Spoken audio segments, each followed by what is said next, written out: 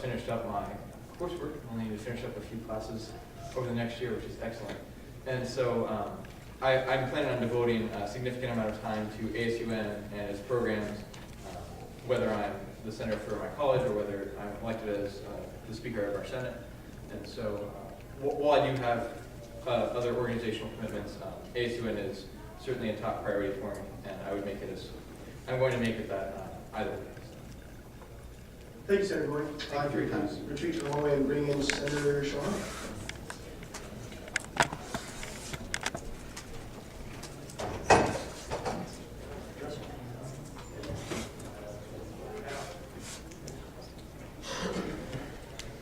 Hello, everyone. Senator Shaw, you have 5 minutes. I've got maybe 5 minutes of questions from the Senate. You may begin.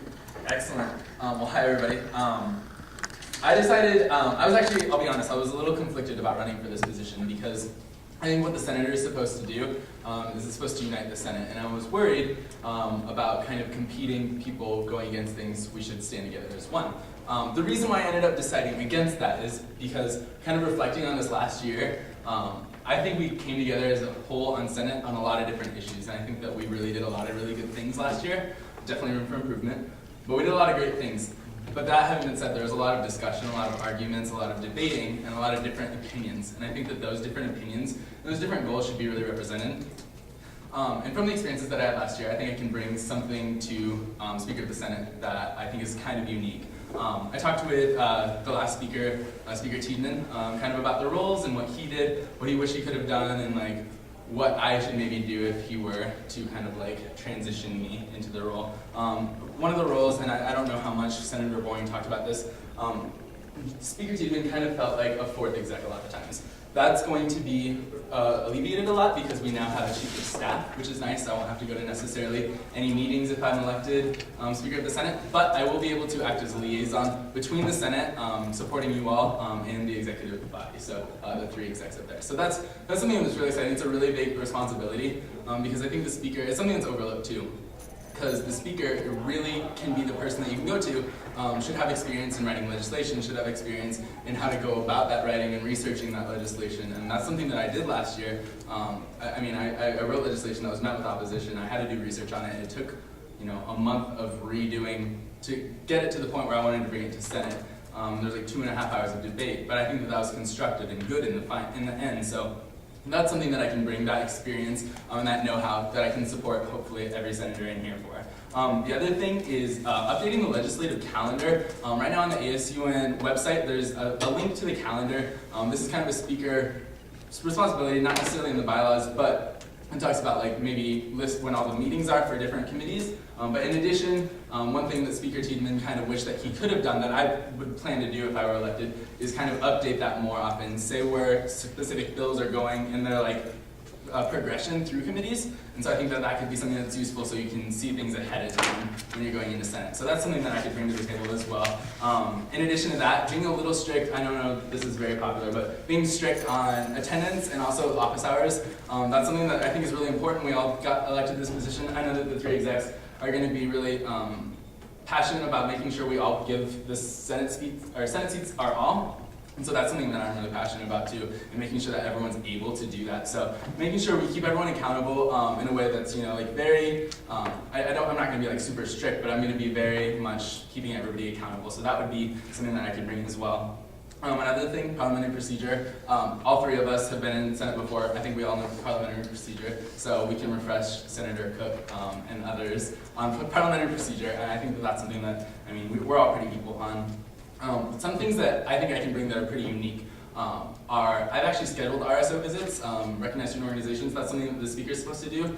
Last year, I think the ball was dropped a little bit on that. They didn't happen until January. Every senator was supposed to go to 2, and generally they were sent to ones that they already go to. And I think that the reason behind that was to kind of branch out and expand and make sure that those RSOs felt engaged and supported by ASUN.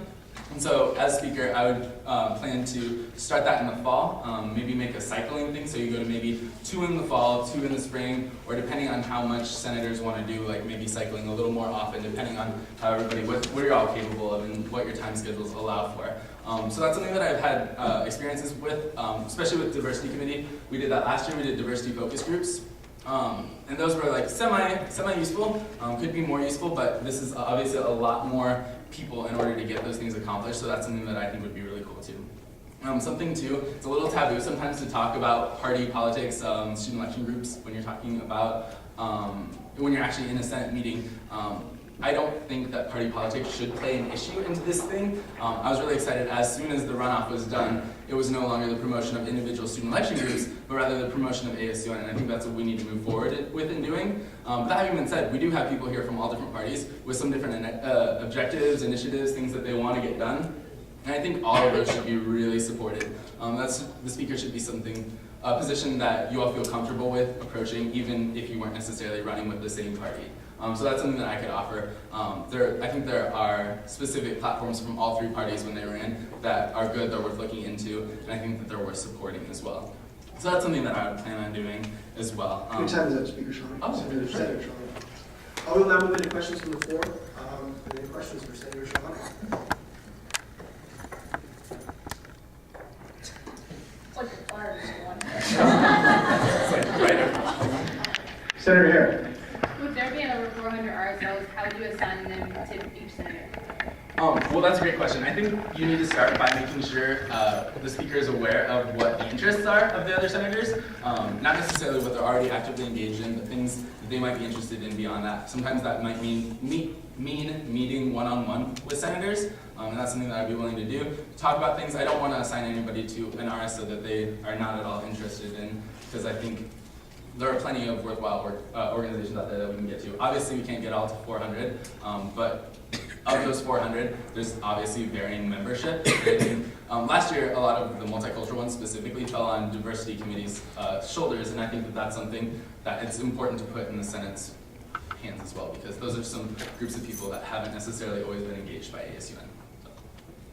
Senator Redding. What are your other commitments for leadership?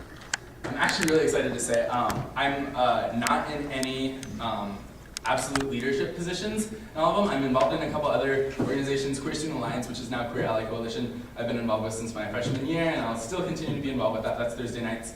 In addition, I've been really heavily involved with Amnesty International this year. They're having an event across the hall. Unfortunately, can't be there, obviously. But besides that, I'm really excited to say my schedule's really free. My classes, specifically, I have 2 every day early in the morning, 1 on Monday night, and then Wednesday night Senate. So actually I have a lot of time to schedule meetings with people, and I think that you'll see me in the ASUN office a lot next year, regardless of if I'm elected or not, but hopefully I am. Senator Cook. As a different center, it's really a big need in the speaker team. What are your kind of personal strategies for enforcing restricted people?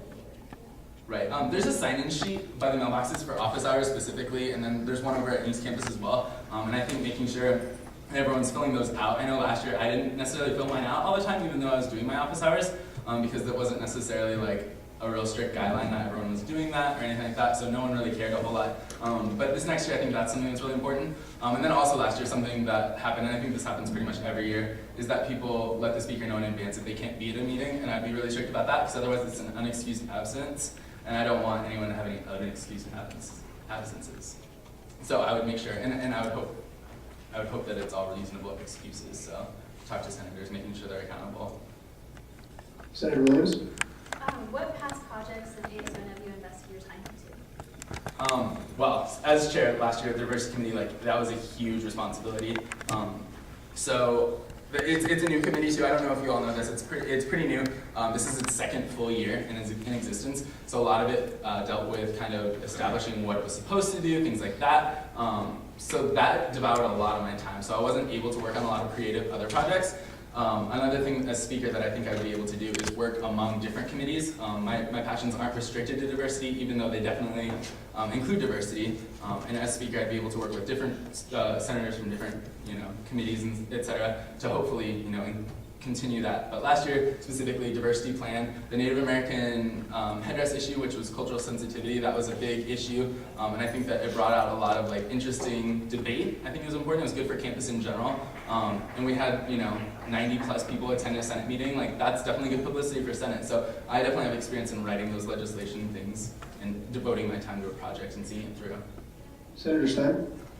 So I've mentioned 3 times, and I'm seeing very dynamic with a very high achieving person, why would I want to